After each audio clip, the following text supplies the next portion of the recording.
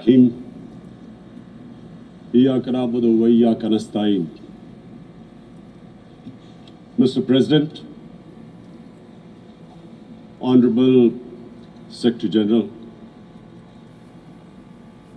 Excellencies, ladies and gentlemen, I feel honored today to represent my country at this forum of world leaders, where we have a chance to discuss problems that the world is facing. I want to talk about a lot of problems, but just 4 today. And I especially came to this forum despite a difficult time in my country, facing challenges. I would not have come, but because I feel that there are some very urgent problems which the world must address. So first of all, I start with climate change. So many leaders have talked about climate change.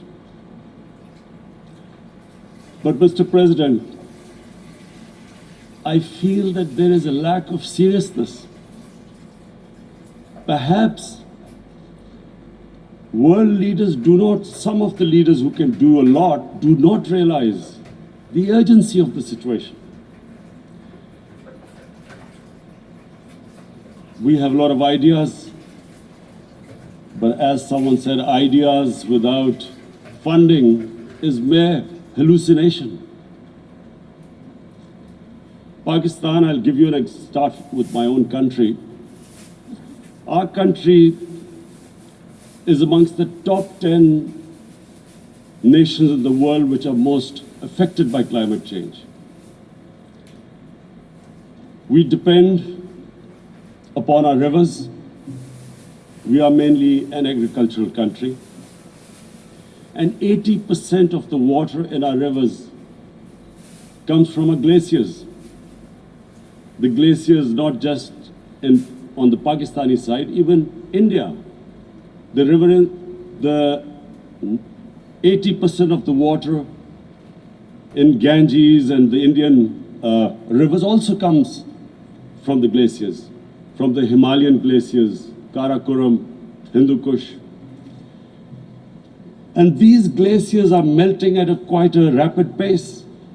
We detected already 5,000 glacial lakes in our mountains. And if this keeps going, if nothing is done, we are scared that humans are facing a huge catastrophe. In my country, when my party came to power in the province of KP, we planted 1 billion trees in 5 years. Now we've set ourselves a target of 10 billion trees in Pakistan. Idea being to counter the effects of global warming. But one country cannot do anything. This has to be a combined effort of the world. My optimism comes from the fact that humans, the Almighty has endowed humans with great powers. We can do anything, provided our survival instinct is stirred up. And this is really what I hope that the United Nations will take a lead in this. There must be more emphasis. Richer countries must be pushed. Countries that are responsible for, mainly are responsible for greenhouse gas emissions. They must be pushed because our country contributes minuscule amount to greenhouse gases. So I feel that the United Nations must take leadership in this. My second issue for me right now is even more critical. Mr. President, every year, billions of dollars leave the poorer countries and go towards rich countries. Billions of dollars siphoned off by the ruling elites of the developing world. And they find their way into Western bank accounts, offshore accounts, tax havens, expensive properties hidden behind companies bought in Western capitals. Mr. President, this is devastating the developing world. This is causing more poverty, deaths. It's impoverishing the developing world. The difference between rich and poor countries is growing because of this. Money laundering, which happens because money leaves the poorer countries into rich countries, is not treated the same as, for instance, money from drugs or terror financing. The seriousness which terror financing and money from drugs, the way it is treated, it's not the same. The way the poor countries are being plundered by their elites. It's not happening. In my country, when I took charge of our government a year back, in the 10 years preceding that, our total debt went up 4 times. The debt we had accumulated in 60 years, just in 10 years, it went up 4 times. As a result, the total revenue we collected in 1 year, half of it went into debt servicing. How are we going to spend money on our human beings, 220 million people, when half the money is going into debt servicing? Because our country was plundered by the elites, the ruling elite. And easily they could get the money out. And when, Mr. President, we located properties in Western capitals bought by this money through corruption and money laundering, located the properties of these corrupt leaders, we find it so difficult to retrieve it. That money, if we retrieved that money, we could spend on our human beings. But it's so difficult. The laws protecting these criminals. We do not have the sort of money to have expensive lawyers and spend millions and millions of dollars. We need help from the rich countries. And Mr. President, it's critical. The rich countries must show political will. They cannot allow this to happen. How can the poor countries spend money on human development, which the United Nations asks, SDG?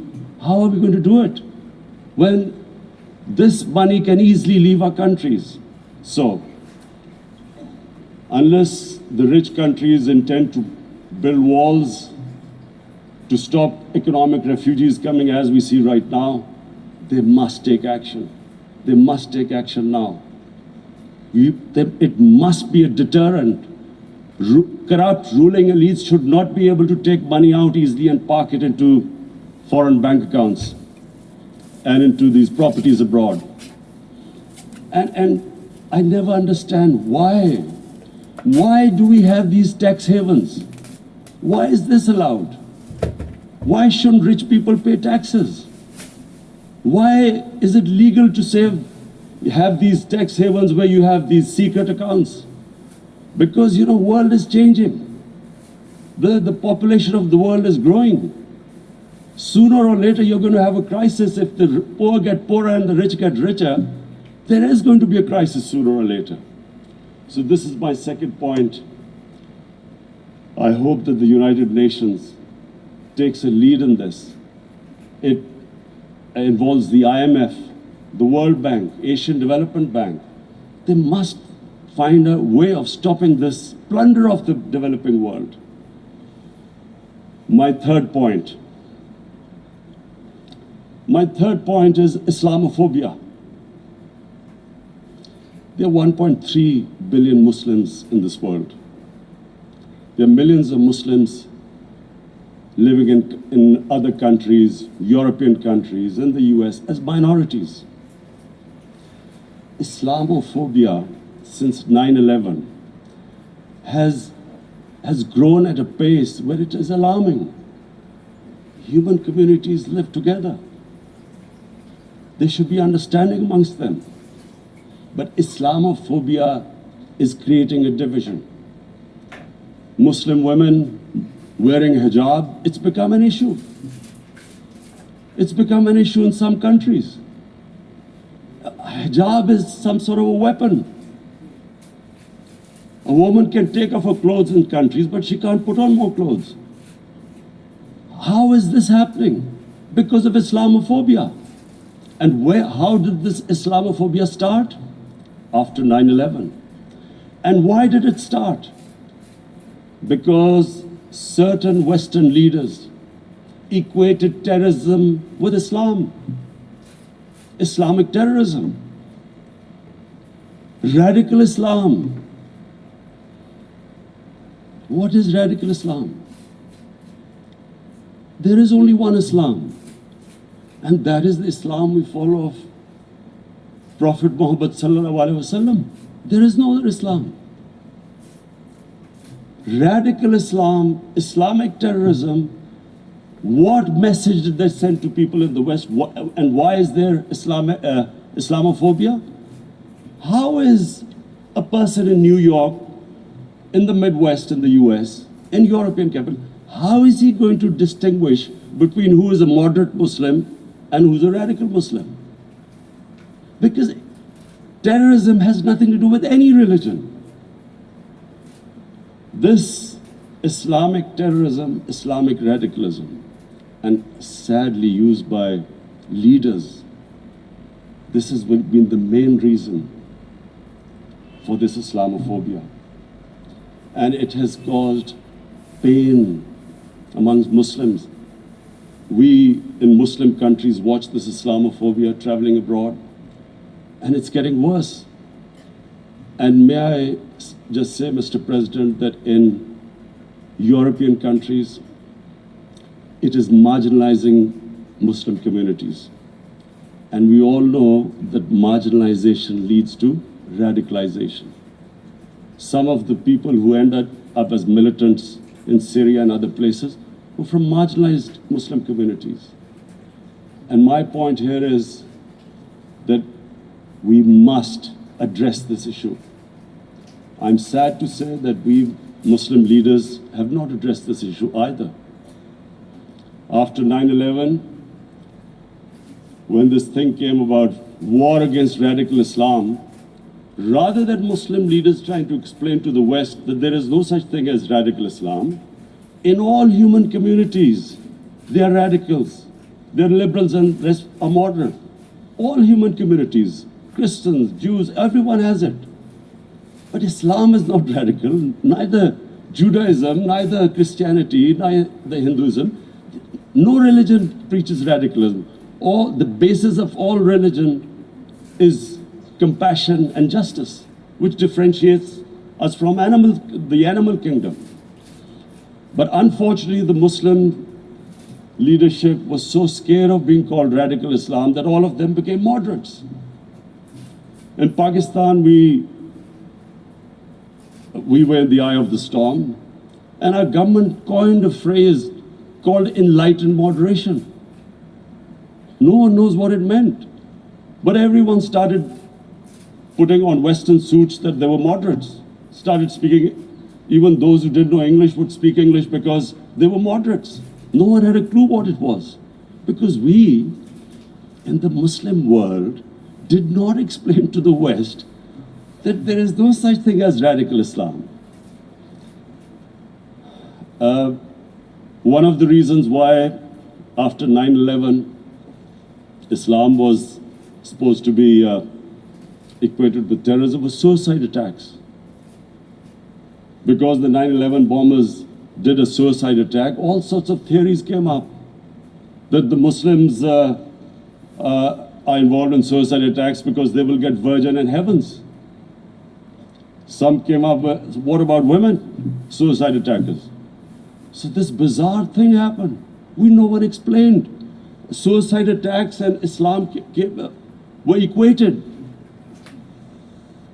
No one did research that before 9/11, the majority of suicide attacks in the world were by Tamil tigers, who were Hindus. No one blamed Hinduism, and quite rightly. What has Hinduism got to do with what desperate people were doing in Sri Lanka? We all know about, we've seen films about Japanese kamikaze pilots at the end of the Second World War doing suicide attacks. No one blamed the religion. But here we were trying to prove we were moderates and not explaining to the West. But the most important thing I wanted to say here today, in explaining this Islamophobia, Mr. President, and I feel it's very important because I've spent, because of I played professional sport in England, I spent a lot of time there, so I know how the Western mind works and how West views religion. So where the misunderstanding about Islam came, and one of the reasons it caused Islamophobia. That was in 1989. This book was published, maligning, insulting, ridiculing our Prophet Muhammad sallallahu alaihi wasallam, and there was a reaction in the Muslim world. The West couldn't understand what was the problem. Because in the West, because I have spent so much time in the West, religion is perceived completely differently. They don't look upon religion like we do. And so, Islam was supposed to be an intolerant religion. It was against freedom of expression. And Islam took a real beating 30 years ago. I still remember it became a watershed. And every 2 or 3 years, someone would malign our Prophet, peace be upon him. There would be a reaction by the Muslims. And again, it was Islam, an intolerant religion. Again, this time, I blame a certain section of the people in the West who deliberately provoked this, knowing the impact it would have. But the majority of the people in the West didn't understand. This is where, again, Muslim leadership let the Muslims down. We should have explained to them what our Prophet, peace be upon him, means to us. So in 1 minute, I'll try and explain what he means to us. Our Prophet was the witness to the divine book, the Holy Quran. The Holy Quran is the book of guidance for Muslims, and the Prophet's life was living the Quran. He was an example of what the Quran guided us to be. So he is the ideal we all try to get to. The Prophet created the state of Medina, the first state in Islam. That state was the basis of a Muslim civilization which became the predominant civilization for the next 700 years. And what was that state? I hear such strange things about Islam, that it is against women, it's against minorities. The first state of Islam in Medina, it was the first time a welfare state was set up. The state took responsibility of the weak, widows, orphans, poor people, handicapped. It taxed the rich, spent the money on the poor. The state announced that all human beings are children of Adam, hence equal, whatever the color of their skin. The state announced, the Prophet announced that, and slavery, the whole system depended on slavery as it did for many years in the Western societies. The Prophet said that one of the greatest deeds is to free a slave. But because the society depended on slavery, he said, but if you have to, treat them as an equal member of the family. And as a result, something happened in a Muslim world which hasn't happened in any other civilization. Slave dynasties appeared. Slaves became kings. The Mamluks, slaves who ruled Egypt. In India, there were slave dynasties. And then, with minorities, again, you hear that Islam is supposed to be against minorities. Let me just make this clear. In Islam, the Prophet announced that everyone was free to practice his religion. It was a sacred duty to protect the places of worship of all religions. He announced that every person is equal in front of law, whatever his religion or his color. And this incredible case, and I always quote this, that the fourth Khalifa, the head of state of Medina, he lost a court case against a Jewish citizen. So, number one, it showed there was a rule of law, no one was above law. And number two, that a Jewish citizen was an equal citizen. So, Mr. President, when a Muslim society is unjust to its minorities, it is going against the religion of Islam and our Prophet, peace be upon him. So, it is important to understand this. The Prophet lives in our hearts. When he's ridiculed, when he's insulted, it hurts. As we human beings understand one thing, the pain of the heart is far, far, far more hurtful than physical pain. And that's why the Muslims react. And I always thought that if I ever had this stage, I would try and explain this to the world community, especially to the Western community, because having lived in the Western community, people didn't understand this.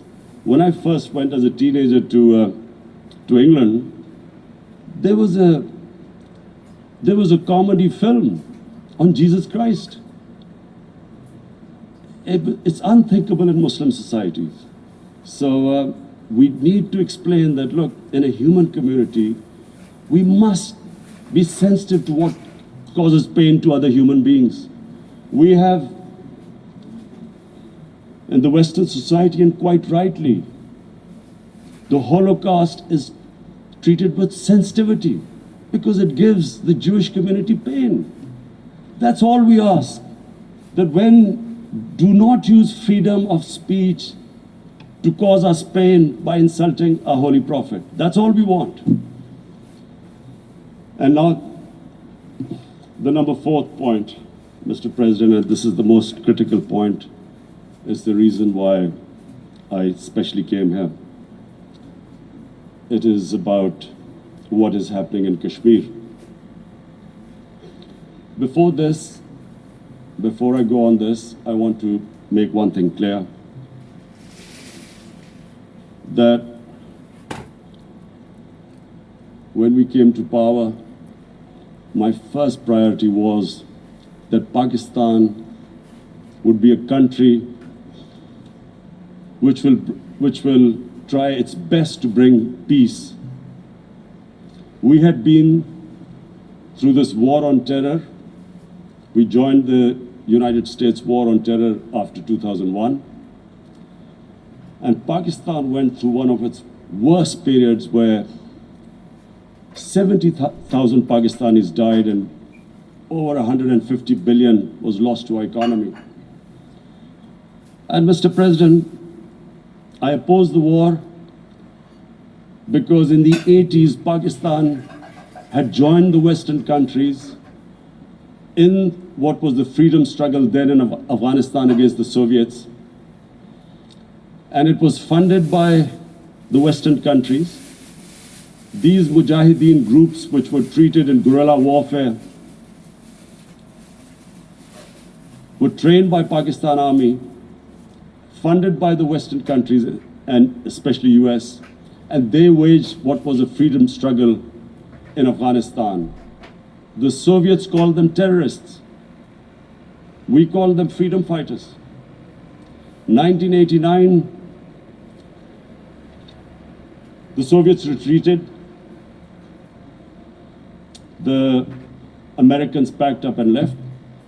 Pakistan was left with these groups.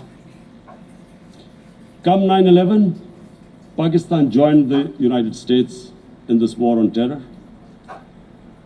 And now our government was supposed to, the reason why I opposed joining this war, because here we had indoctrinated them in jihad, meaning freedom struggle against foreign occupation. Now, because we had joined the US and the US had occupied Afghanistan, now we were supposed to tell them that no, this is not freedom struggle and jihad, it's terrorism. So that's why I tried to tell then government that, stay neutral, because you will have leverage over them. You will be able to control them. But if you join them, you become collaborators and they will attack you, which is what happened. They turned against us. We went through a nightmare. 70,000 people killed in a war we had nothing to do with. No Pakistani was involved in 9/11. Taliban were in Afghanistan. Al-Qaeda was in Afghanistan. What had we to do with it? 70,000 Pakistanis died. So when we came to power, we decided that we would dismantle what was left of these groups. And this decision was taken not just by us, but by all the political parties in Pakistan. Unfortunately, they didn't implement it. So we came to power, we decided to implement it, and we dismantled whatever was left of the groups. And I know that India keeps accusing us that there are these groups there. I would like the United Nations to send observers, see for themselves what we've done. No Pakistani government would have dared to do this because it would have created strife. But we decided that there would be no militant organizations in Pakistan. So I need to give you this background and to what I'm going to say later on. And secondly, we started mending fences. I invited the Afghan president. We developed a relationship with Afghanistan. We had problems with Iran. We mended fences there. And then India. Now let me just give you a little background about my relationship with India. Because of cricket, and cricket being it's a passion in the subcontinent, I had great following in India. I have friends in India, and I love going to India. So immediately, when my party came to power, the first thing we did was to immediately reach out to India. And I spoke to President Modi and I said, look, we have similar problems. Climate change, poverty, let's get together. Let's resolve our differences through trade. Let's build a relationship on trust. Prime Minister Modi told me that, there were terrorist attacks from Pakistan. I said, we have problems with you. There are terrorist attacks which we know are instigated by India in Balochistan. We caught a spy, Kulbhushan Yadav, who admitted what the sabotage going on in Karachi and Balochistan. So we said, look, let's leave that behind. Let's move forward. Our main priority should be our people. The highest number of poor people live in the Indian subcontinent. Unfortunately, didn't make any headways. Our foreign minister was supposed to be on this in the UNGA last year. India cancelled it. We thought that it's their election coming up. It's a nationalist, ultra-nationalist party. It doesn't want to cozy up to Pakistan. So we thought, okay, we'll wait till the elections. Meanwhile, a 20-year-old Kashmiri boy, whose father said was radicalized by the security forces in Kashmir, blew himself up on an Indian convoy. Immediately, India blamed us. I spoke to the Indian public on television. I said, if you give us any iota of proof, we will immediately take action, because we've clamped down on these groups. Rather than sending us any proofs, they sent their jets in, they bombed us. We retaliated. A jet, two of their planes were shot down, one pilot bailed out in Pakistan. We immediately returned the pilot, saying that, look, we do not want any escalation. Rather than taking that as a peace gesture, the entire campaign, almost the entire campaign of Mr. Modi in the election was how he had taught Pakistan a lesson that they had jets had killed 350 terrorists. Complete lie. They had just killed about 10 trees of ours, which was quite painful given that, you know, we are growing all these trees. He then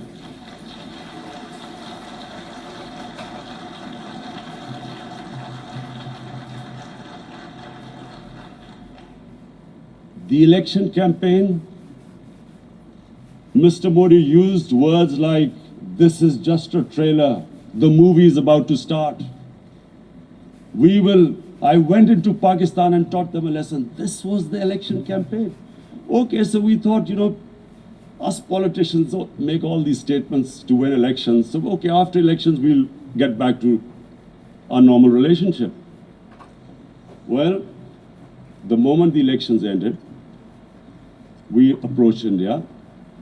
No response, but then we discovered they were trying to push us in the FATF blacklist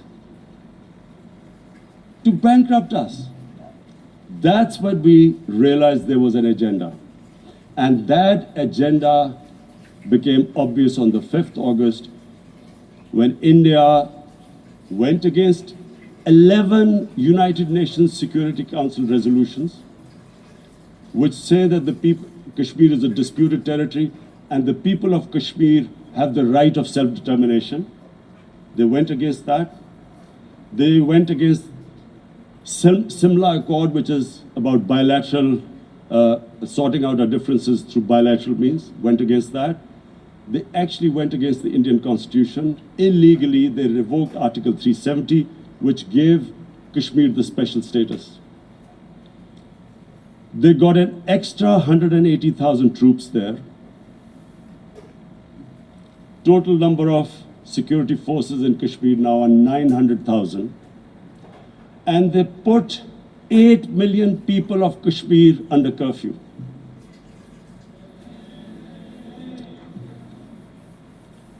Mr. President, now I just briefly want to make the people understand how can anyone do something like this? And for that, I have to explain to you what is RSS. RSS, Mr. Narendra Modi is a life member of RSS. RSS was an organization that was inspired by Adolf Hitler and Mussolini, came about in 1925. They believed in racial purity, racial superiority. They also believed they were an Aryan race like the Nazi believed they were an Aryan race. All that I'm saying can be verified. This is the time of information revolution. You can Google all this, what I'm saying. But it is very important for me to explain this to you so you know what is happening in India. This RSS believed in the ethnic cleansing of Muslims from India. At one point, there was racial superiority of the Hindu race. Secondly, it was hatred for the Muslims and for the Christians because they believed that this golden age of Hindu civilization was stopped because of Muslim rule centuries back and then the British rule of India. So it was racial superiority and hatred for Muslims and Christians. This is openly stated. You look at the founding fathers of RSS, Golwalkar and Savarkar. Just Google them and you'll find out. And this ideology of hate is what murdered the great Mahatma Gandhi in 1948. It was this ideology of hate that made Narendra Modi in 2002 do a pogrom against Muslims in Gujarat when he was the chief minister. He allowed 3 days for these RSS goons who were inspired by the Hitler brown shirts. They actually wear brown shirts. This RSS, the Congress Home Minister gave a statement that in RSS camps, terrorists are being trained. And these terrorists butchered 2,000 Muslims and 150,000 Muslims were made homeless. Narendra Modi could not travel to the US because of that. And I need to make you understand this background before I explain to you that what sort of a mindset would lay siege to 8 million people with 900,000 troops. Women, children, sick people, locked in as animals. In fact, of what I know of England, if 8 million animals were locked in, the RSPCA would have made a lot of noise about it. These are human beings.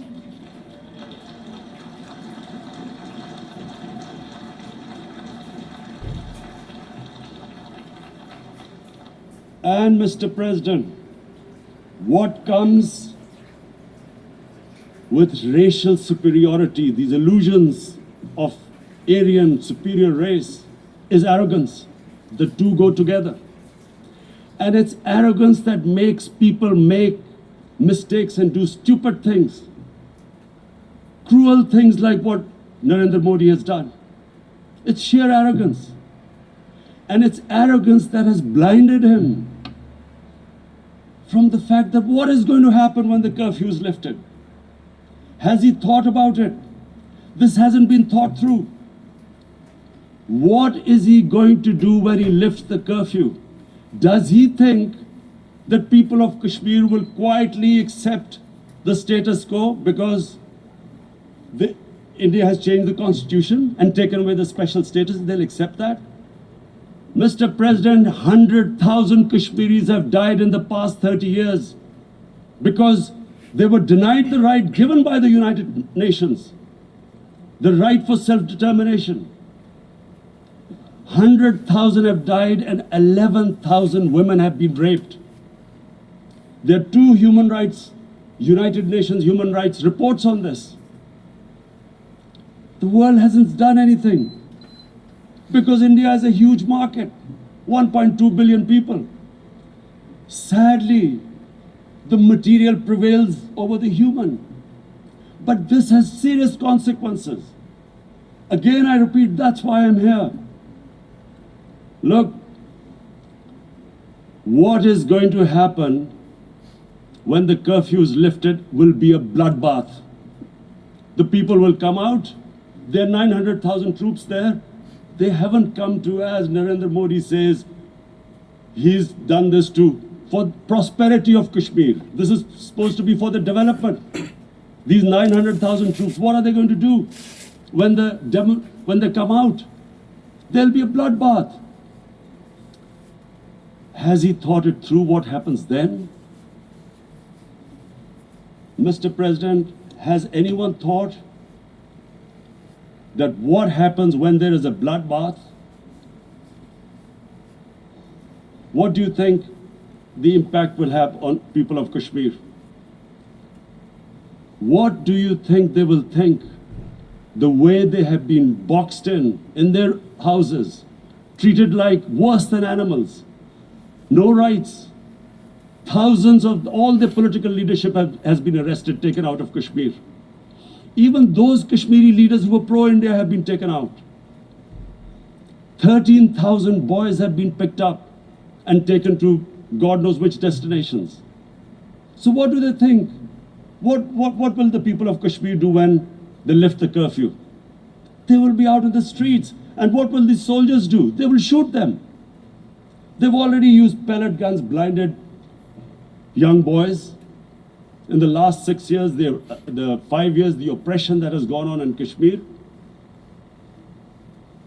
And so, Kashmiris will be further radicalized. Mr. President, there will be another Pulwama. And guess what? India will blame us.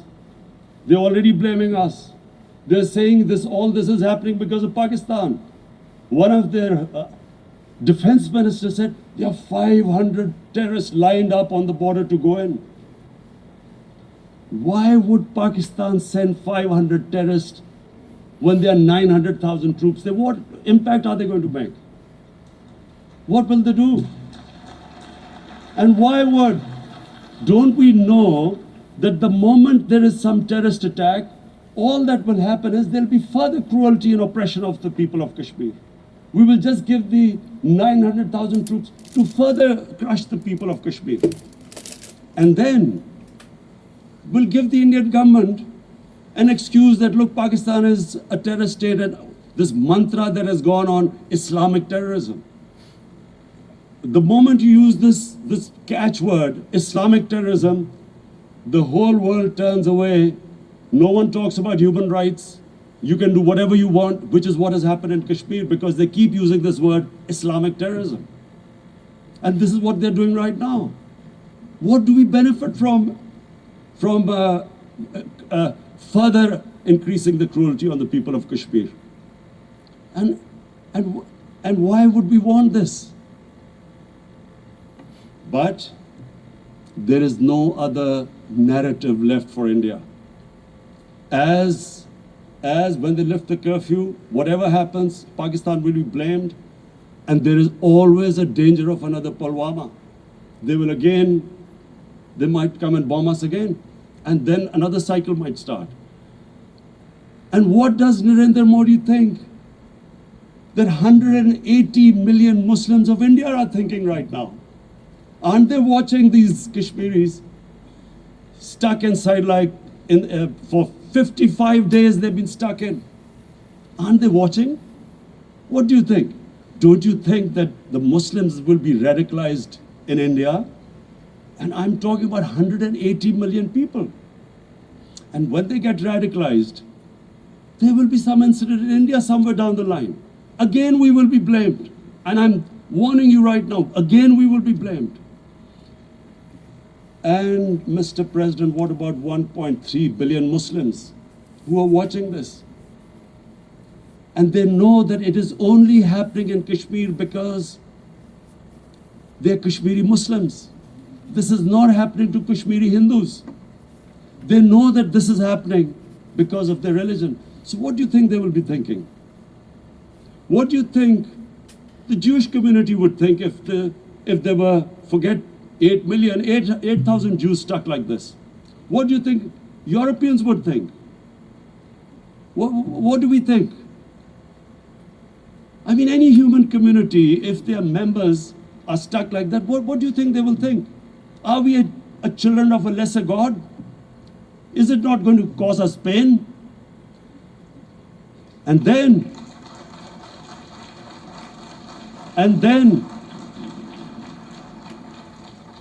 I'll tell you what will happen. People will, in the 1.3 billion Muslims, someone will pick up arms. I know we've been brought up with films, Western films. This good, decent guy doesn't get justice. He decides to pick up a gun and start seeking justice. There was a film made in New York, famous film called Death Wish. This guy gets mugged by and his family, his wife gets killed or something. He can't get justice. He picks up a gun and he goes around shooting muggers. And the whole cinema cheers him on. So what do you think the Muslims are thinking right now? If there is a bloodbath, there will be Muslims becoming radicals, not because of Islam, but because of what they will see, that there's no justice when it comes to Muslims. There were Rohingya Muslims, Myanmar, who are God knows, almost 1 million people out, ethnic cleansing. What was the response of the world community? So what do you think will be the response of 1.3 billion Muslims? I picture myself. I'm in Kashmir. I've been locked up for 55 days. I've heard about, and there are rapes, Indian Army going into homes, soldiers. Would I want to live this humiliation? Would I want to live like that? I would pick up a gun. You're forcing people. You are forcing people into radicalization. When people lose the will to live, what is there to live for?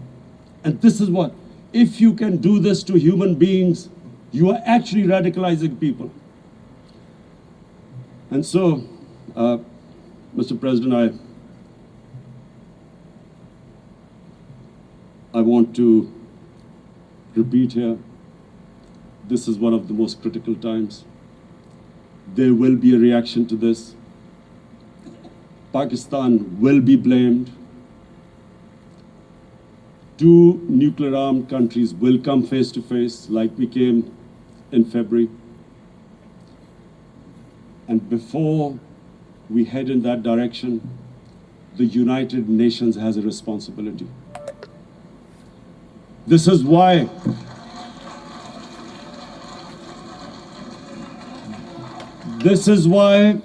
the United Nations came into being in 1945. You were supposed to stop this happening. I feel we are back to 1939, Munich. Czechoslovakia has been taken, annexed. What is the world community going to do? Is it going to appease a market of 1.2 billion, or is it going to stand up for justice and humanity?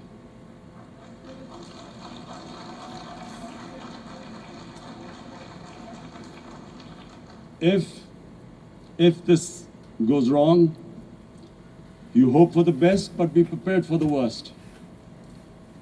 If a conventional war starts between the 2 countries,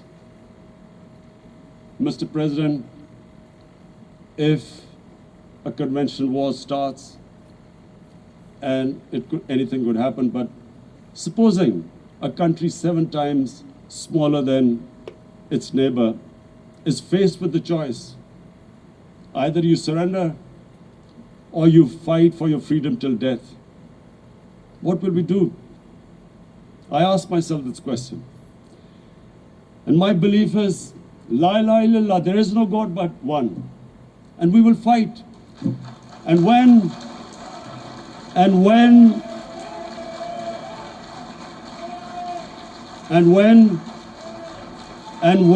a nuclear-armed country fights to the end, it will have consequences far beyond the borders. It will have consequences for the world, which is why I repeat I'm here. Because I'm warning you, it's not a threat. It's a fair worry that where are we headed? And I've come here to tell the UN, you've got to, this is a test for the United Nations. You are the one who guaranteed the people of Kashmir the right of self-determination. They are suffering because of that. And this is the time. This is the time not to appease like in 1939 appeasement took place. This is the time to take action. And number 1 action must be that India must lift this inhuman curfew, which has lasted for 55 days. It must free all political prisoners, and especially those 13,000 boys that have been picked up. Parents don't know where they've disappeared. And then the world community must give the people of Kashmir the right of self-determination. Thank you.